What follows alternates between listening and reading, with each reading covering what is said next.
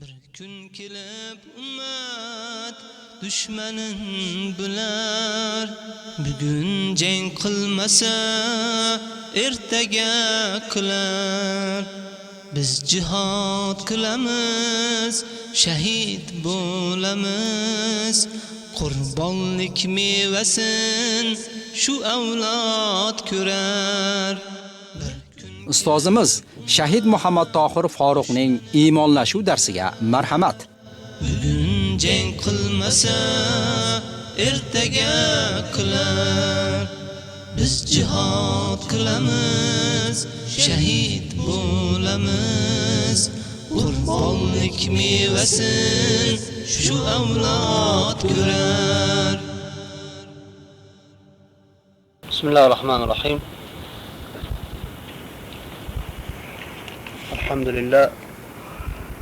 الحمد لله الذي أرسل رسوله بالهدى ودين الحق ليظهره على الدين كله ولو كره المشركون. الصلاة والسلام على سيدنا محمد وعلى آله وأصحابه أجمعين. أما بعد، السلام عليكم ورحمة الله وبركاته. Aziz mücahid birodarlar, bugün qisqagina Qur'oni Karimdan bir ikki oyatni o'qiyimizda. Mana bu oyatdan iymonlashib, o'zimizni iymonimizni bir chaqlab olamiz. Alloh subhanahu va taolo Fath surasida marhamat qilgan ediki, Bismillahirrohmanirrohim. Sayaqulu lakal mukhallafuna minal a'rabi shaghalatna amwaluna wa ahluna fastaghfir lana yaquluna bi alsinatihim ma laysa fi qulubihim.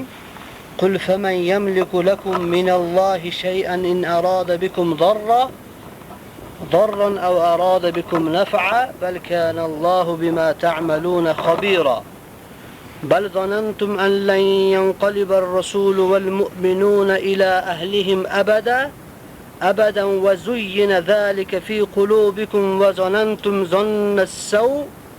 ظن السوء وكنتم قوما بورا.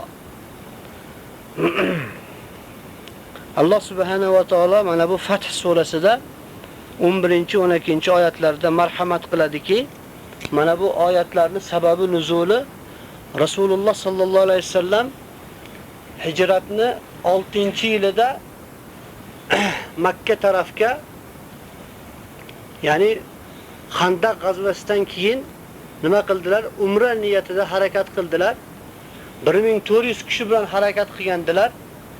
Mana bu 1400 kishining maqsadi nima edi?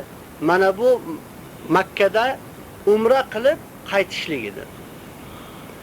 Bular borishdi. Rasululloh sollallohu alayhi vasallam mana bu harakat qilishdan oldin tush ko'rganida, tushlarida mana shu o'zlarini ashablari bilan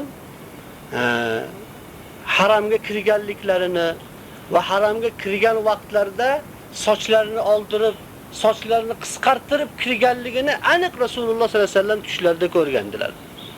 Buni xabarini o'zlarining ashablariga bergandilar. Rasululloh sollallohu alayhi vasallam bordilarda nima? Mana bu maqsad amalga oshmadi, balki Rasululloh sollallohu alayhi vasallam Hudaybiya sulhi yoki Bay'atur Rizvon deb ataladigan mana bu nima? Islom tarixidagi muhim bir voqea, Alloh taolo rozi bo'lgan bir bay'at sodir bo'ldi. Sahobalar Madina Munawvaraga umra qilmasdan qaytib kelishdi Rasululloh sollallohu alayhi vasallam boshchiliklarida. Mana shu holatda mana bu oyatlar nozil bo'lgan edi. Rasululloh sollallohu alayhi vasallam qaytib kelgan vaqtlarida mana bu Madinada Rasululloh sollallohu alayhi vasallam bilan birga mana bu sulh-i Hudaybiyaga chiqishlikdan shayton vasvasasi sabablikdan o'ltirib qolgan muxoliflar nima? Rasululloh sollallohu alayhi vasallam huzurlariga kelib turli uzrlarni ayta boshlashdi.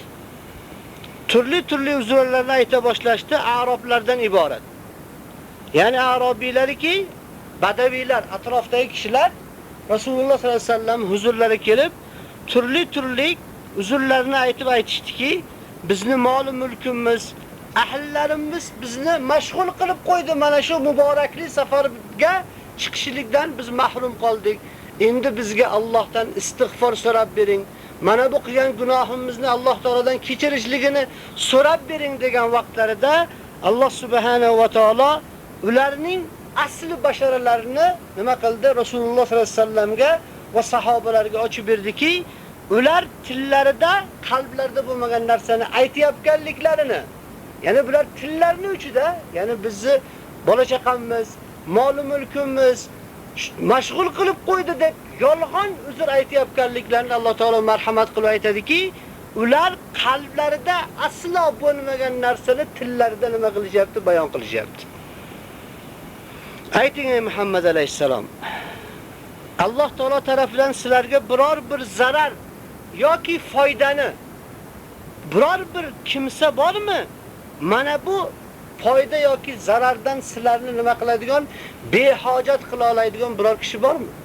Sizlarga Alloh taolo agar biror bir zarar yetkazishlikni, ya'ni sizlarni bir qatl qilib tashlashlik yoki ana shu aytayotgan molingizga, ahllaringizga yetadigan turli ofat balolar yoki sizlarga yetadigan foydani sizlarni mana bu zarar va foydadan to'sa oladigan, ya'ni zarardan sizlarni to'sa oladigan yoki foydani sizlarga keltira oladigan biror bir kimsa bormi? Va Alloh subhanahu va taolo sizlarni barcha qilayotgan amallaringizdan xabardordir dedi. 12-oyatda esa Alloh subhanahu va taolo mana bu a'robiylardan iborat jihoddan o'ltirib qolgan shaytonning vasvasasi bilan mana bu muborakli safardan qolgan kishilarni qalblarida kechgan gumonlarini ham ochib berdi. Alloh subhanahu va taolo aytadiki, balki sizlar payg'ambar va mu'minlar ahllariga, ya'ni Madinaga farzandlarini oldiga abadan hech qachon qaytib kelmaydi degan bir yomon gumonni qilgan deylarsizlar. Va mana bu qilgan yomon gumoninglarni qalbingizda shayton nima qilgandi? Zinatlab ko'rsatgandi. Ya'ni sizlar eng to'g'ri gapni aytayotgan, ya'ni eng to'g'ri munosabatni bildiryapgan, eng to'g'ri gumon qilyapmiz deb o'ylagandilar. Mana bu narsani sizlarga zinatlab ko'rsatilgan. Va eng yomon fosiq gumonni qilgandinglar. Va halok bo'ladigan fosid qavmlarga aylanib qolgandinglar deb Alloh subhanahu va taolo mana bu payg'ambar sollallohu alayhi vasallam oldilariga kelib, yolg'on yashiqlarni to'qib, yolg'ondan uzrlarni aytayotgan mana bu munofiqlarga Alloh subhanahu va taolo nima qildi? Payg'ambar sollallohu alayhi vasallamning tillari bilan javob berdi. Mana bu voqea aytib o'tdik, bundan 1420 yil oldin bo'lgandi.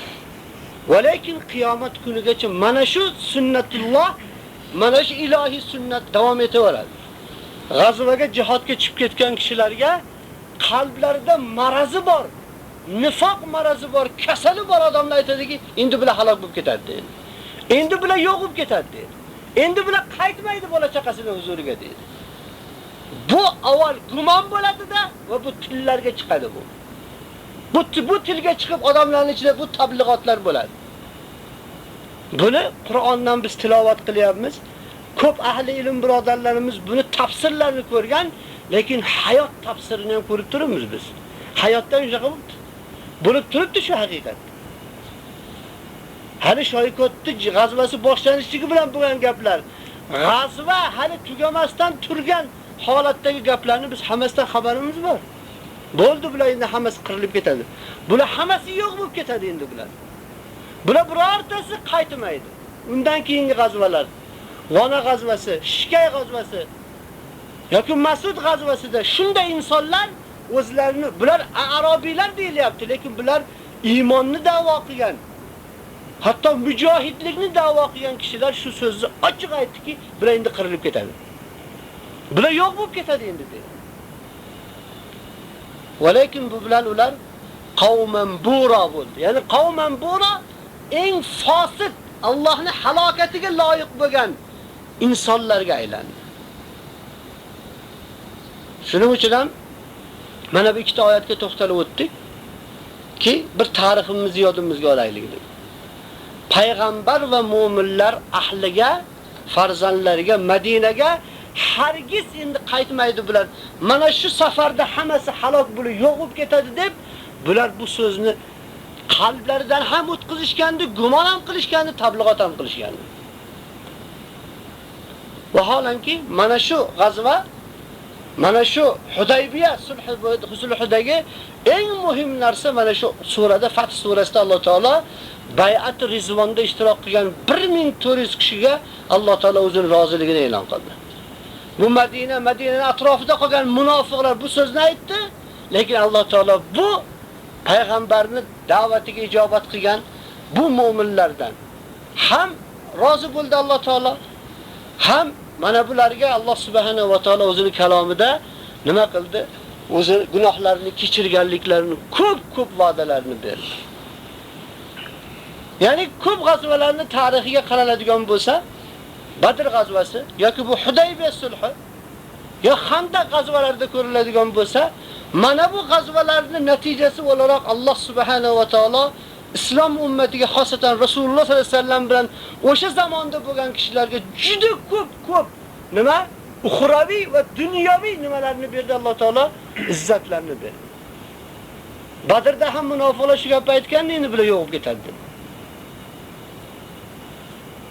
Nima tushdi? Jibril alayhisalom kelib so'radiki, bu Badrda ishtirok qilganlar sizlarning oldingizda nima manzilati bor? Qaysi darajadagi kishilar desa, Rasululloh sollallohu alayhi vasallam aytdilarki, mu'minlarning eng afzali dedilar. Jibril alayhisalom aytdilarki, mana shu Badr kunida ishtirok qilgan malaikalar ham malaikalarning eng afzali hisoblanadi. Bay'at Rizvon. Ya'ni bu munofiq insonlarni berayotgan mana bu g'azvalarga bahosini qaranglar. Kitob va sunnat bilan bularga berilayotgan baholarni qarang. Badriylar. Bular Badriy bular. Bular Bay'at Rizvon a'zolari bular. Ya'ni bularni zohiran ko'rishida mana shu jangda bular yo'qib ketadi endi. Badrda endi yo'qib ketadi bular.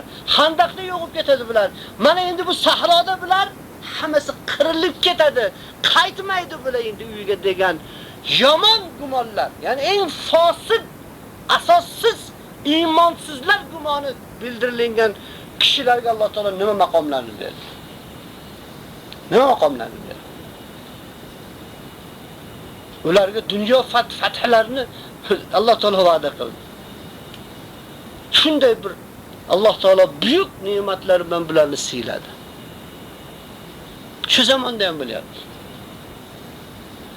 Shoykot g'azvasini biz ozgina ham qisqa o'zimizda endi Rasululloh sallallohu alayhi vasallam vaqtlarida Badr bo'lgan bo'lsa, Uhud bo'lgan bo'lsa, Xandaq bo'lgan bo'lsa, biz zamonamizda mana shunday g'azvalar bo'lgan. Bittasi Shoykot g'azvasi. Islom ummati o'ziga ishonib topshirilgan nima? Bir imoratni qo'ldan berdi. Aqida himoyasi qochishlik bilan nima qilindi?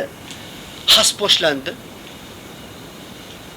Ummatda erkaklari nima? Qochishlikni o'ziga iftixor deb bilgan bir vaqtida mana shu jamoatimizni ozginagina erkaklari, rijollari, sodiqlar nima qildi?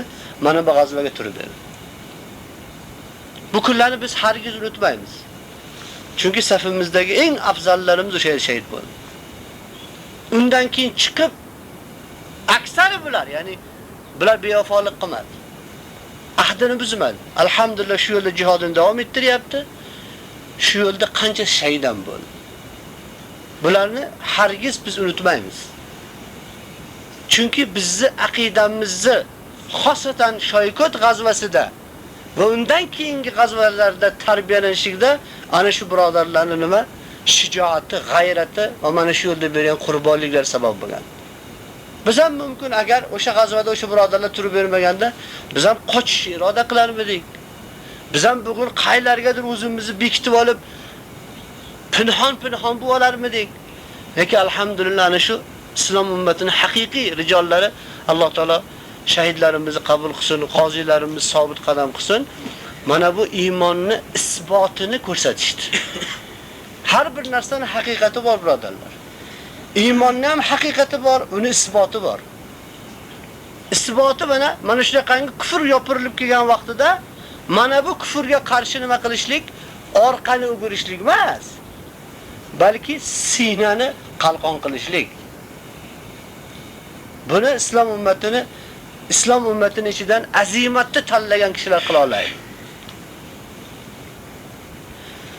Mana bu tariximiz, bu bizning tariximiz. Bizning zurriyotlarimizga, bizning kelajakda keladigan avlodlarimizga mana shu tariximiz qoladi, birodarlar. Lekin ularga ham toshlar otilgan, ayniki Rasululloh sollallohu alayhi vasallam zamonidagi sahobalarga tosh otilgan singan. Bular hammasi qirilib ketdi. Bular shahid emas, falon degan gaplar bo'ldi. Vaholanki ayni shu gapni Rasululloh sollallohu alayhi vasallam davrlaridan aytilgan. Faqat nomlar boshqacharoq nomlar.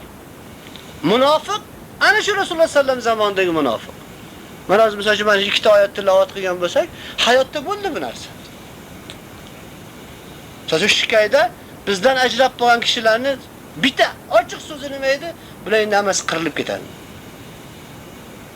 Mas'udda bizni tashab ketib yorgan insonlar nima edi? Bular endi qirilib yo'qib ketadi degan. Ochiq aytgandi bu narsani, faqat zon gumon qilmagandi ular. Ochiq aytgan, bular yo'qib ketadi. Vonadan chiqqanimizda tamom bilan endi bitta endi oxiri hayot tugadi bilan endi bilan savdosi bo'lgan degan gaplar ochiq aytildi. Faqat arabcha aytilmagan xolos.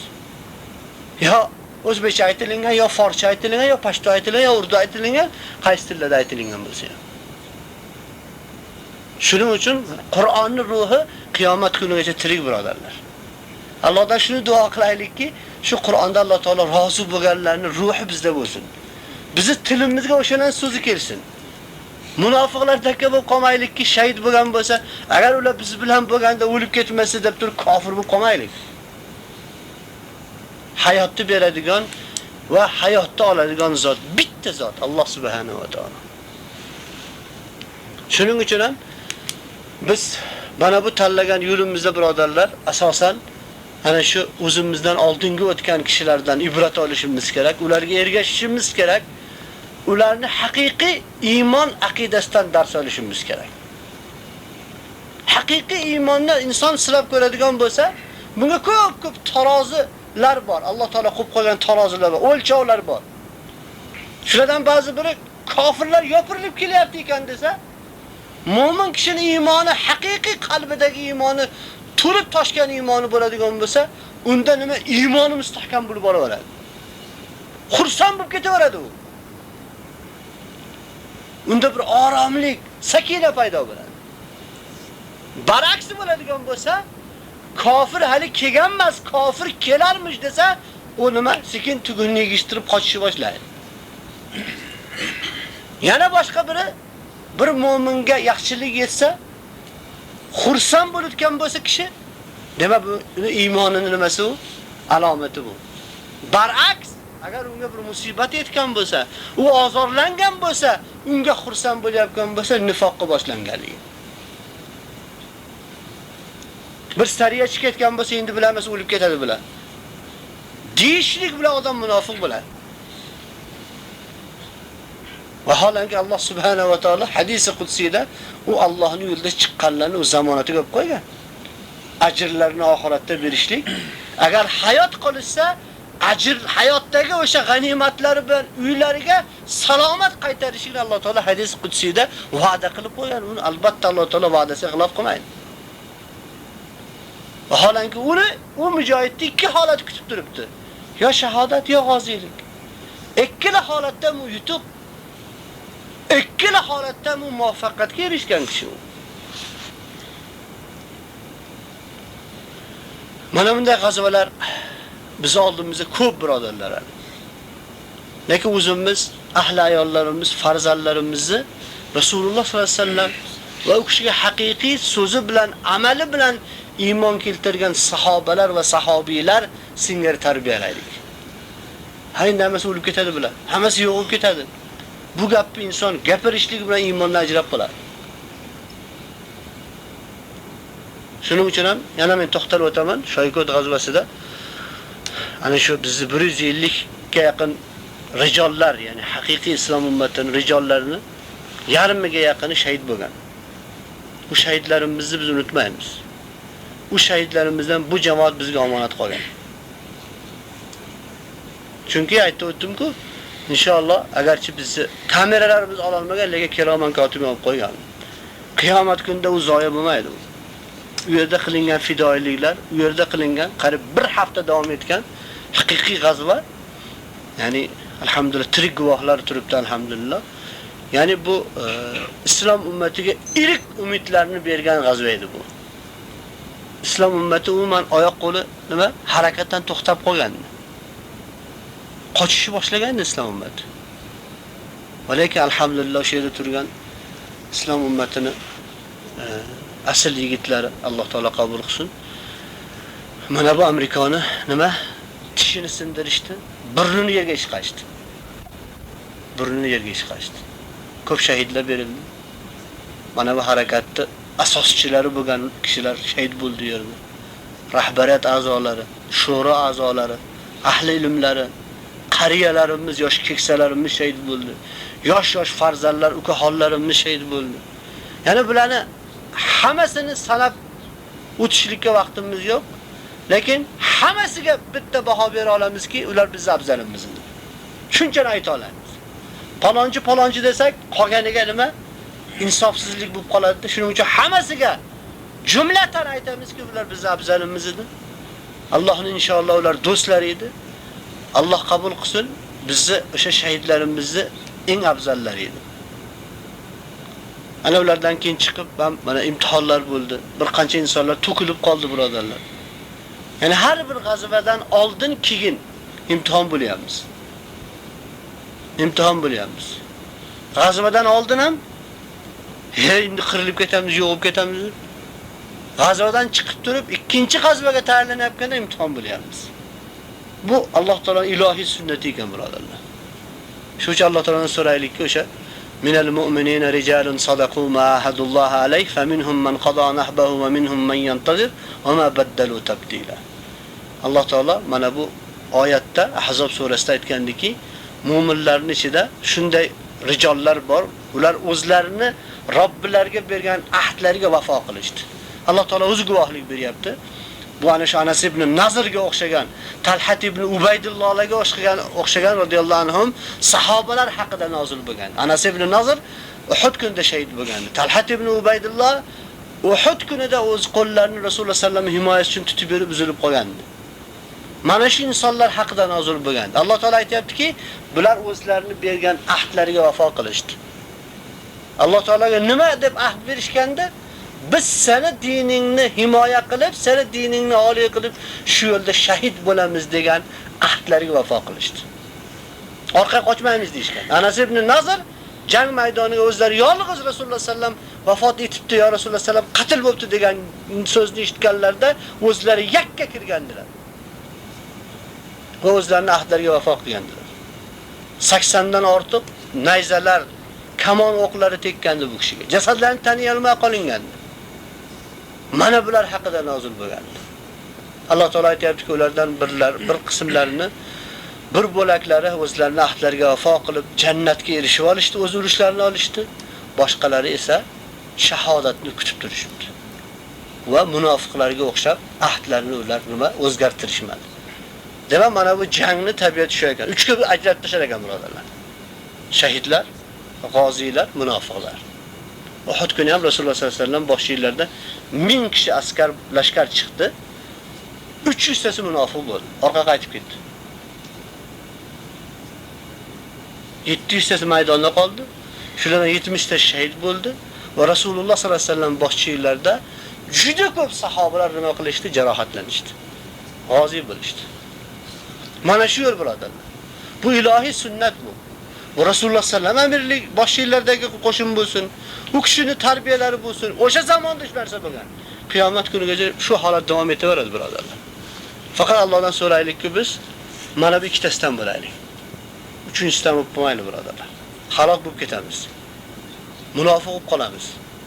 Yo Alloh taolo tezroq shahodat shahidlarning safiga qo'shsin bizni, yoki shahidligini intizorlik bilan kutadiganlardan qilsin. Shuning uchun doim aytaman sizlarga, birodarlar, shahidlikka har lahza o'zimizni tayyorlaylik, birodarlar. Bu katta niyatlar, katta maqsadlar qilamiz, bu qilamiz, hukumat bo'ladi, falon bo'ladi. Buni biz bilmaymiz qachon bo'ldi. Bizi qo'limiz bilan bo'ladimi? Lekin Rasululloh sollallohu alayhi vasallam nima dedilar? Ana shu Rumni fathini, Forsni fathini bashorat berdilar. Yoki ana shu Suraqaga Kisroni bilaguzugini va'da qildilar. Rasululloh sollallohu alayhi vasallam. Va lekin o'zlari eng orzu qilib so'ragan, Alloh taoladan so'ragan narsalar nima edi? Allohning yo'lida qayta shahid bo'lishligini. Biz ham shu narsani so'rayveraylik. Shuning uchun men doim aytamanki, mana shu men har kun uyimdan chiqilayotganimda, sizlarni Xudoni shohid qilib aytamanki, men xayrlashib vasiyat qilib chiqaman. Shu oxirgi chiqishim bo'lsa kerak uyimdan. Har lahzada darvozani, shahodat darvozasini taqillaylik, birodarlar. To'yinki shayton bizni ham aldab qo'ymasin. Darvozani taqillatib turaylik. Biz shahidlikka navbatda turganlardan bo'laylik. Chunki yo'l xatarli ekan, birodarlar. Juda ham fitna, fasod, juda ham ko'p ekan. Eng qo'rqqan narsam shu bo'lsinki, munofiq qolmaylik. Inson o'zi bilmaydi nima o'ylayotgan. Shuning uchun ham asosiy meni eslatman, birodarlar. Muhim kunlarda turibmiz, muhim tarixlarda turibmiz. Alloh taoladan so'raymizki, Alloh taolo hammamizni iymonimizni salomat qilsin, haqda sobit qadam qilsin. O'zi tarafdan bizga bergan mana bu omonatlarga xiyonat qiladigan xoinlardan qilib qo'ymasin. Alloh taolo safimizda turgan barcha mo'min musulmonlarni, mu'mina va muslimalarni, muhojiralarni hammasini Alloh taolo o'zi haqda sobit qadam qilsin. Subhanakallohu va bihamdika, ashhadu an la ilaha illa anta, astagfirullah. Jazakumulloh. Bir kun kelar bahor, ochilar gullar, bizni topolmaysiz siz o'sha kunlar. Bir kun kelar bahor, ochilar gullar, bizni topolmaysiz siz o'sha kunlar. Malomatga mahkum jihad qilsa kim, keyin bilar haq kim, kimlar majnunlar. Malomatga mahkum. Shu bilan kechki radio eshittirishimiz nihoyasiga yetdi. E'tiboringiz uchun minnatdorchilik bildirib, Alloh subhanahu va taoladan eshitganlarimizga amal qilishni hamda siz mu'minlarning dunyo va oxiratlariga manfaatli bo'lishini so'rab qolamiz. Assalomu alaykum va rahmatullohi va barakatuh. Biz jihad qilamiz, shahid bo'lamiz. Qurbonlik mevasin shu avlod ko'rar.